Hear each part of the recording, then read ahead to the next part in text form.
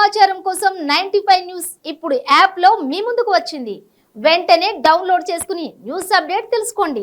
ప్రతి క్షణం ప్రజాక్షేమం కోసం. ఇప్పుడు మనతో పాటు TPCC vice president Nerella Sharada గారు ఉన్నారు. వారితో మాట్లాడేద్దాం. మేడం, ఎలా జరుగుతోంది ప్రజాపాలన? యాక్చువల్గా ప్రజల సమస్యలన్నీ ఎప్పటికి తీరుతాయి? 16th కల్లా మళ్ళీ వాళ్ళకి డేటా ఎంట్రీ చేసేయాలి అని ఆర్డర్స్ అయితే వచ్చాయి అన్నారు. అదంతా నిజమేనా? ఎప్పటికి అవుతాయి? ప్రజలు ఉన్నంత కాలం, పాలన ఉన్నంత కాలం సమస్యలు అనేటివి ఉంటాయి. సో ఆ సమస్యలు మా దృష్టికి వస్తున్నాయి కాబట్టి దాని గురించి స్పందన అనేది ఉంటుంది. వాళ్ళకు మెసేజెస్ రూపంలో కూడా మేము చేయడం జరుగుతూ ఉంది, మీ సమస్య ఎప్పటి వరకు పరిష్కారం అవుతుందని. సో తప్పకుండా ప్రతి ఒక్క సమస్యను ఒక్కొక్క దశలో ఒక్కొక్క రకంగా పరిష్కారం చేసుకుంటూ వెళ్తాము.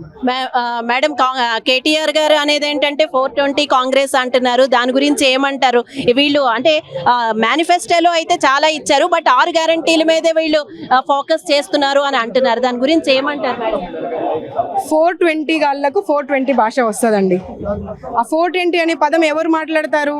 ఆ 420 చేయడంలో నిష్ణాతులు ఎవరైతే ఉంటారో వాళ్ళు మాట్లాడతారు.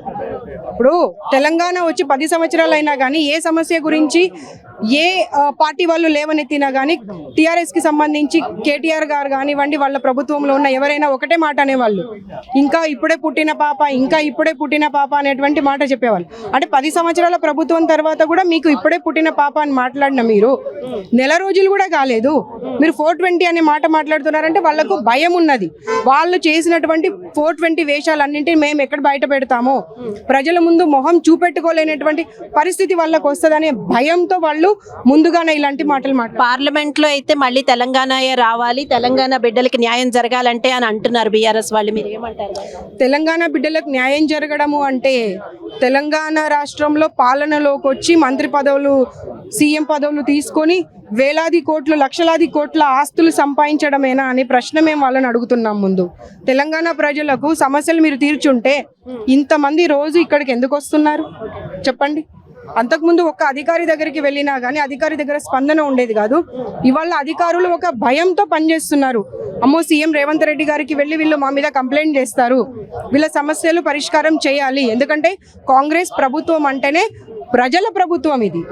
కాబట్టి తప్పకుండా ప్రతి సమస్యకి పరిష్కారం జరుగుతుంది. ఎంపీ ఎలక్షన్స్లలో కూడా, ఎమ్మెల్యే ఎలక్షన్లలో మించిన ఓట్లు మాకు తెలంగాణ ప్రజలు వేస్తారనేటువంటి నమ్మకం. మేడం, ప్రజాపాలన అప్లికేషన్లు అయితే అందరూ పెట్టేసుకుంటున్నారు. రేషన్ కార్డు లేని వాళ్ళు కూడా నో అని పెట్టుకోండి సరిపోతుంది అంటున్నారు.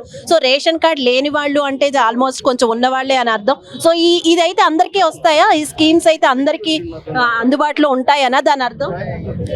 చూడండి, రేషన్ కార్డు అనేది ప్రతి ఒక్కరికి ఉండాల్సినటువంటి అవసరం ఉన్నది. అది మీరు బిలో పవర్టీ లైన్ ఉన్నారా లేకపోతే అబౌవ్ పవర్టీ లైన్ ఉన్నారా అనేది కాదు.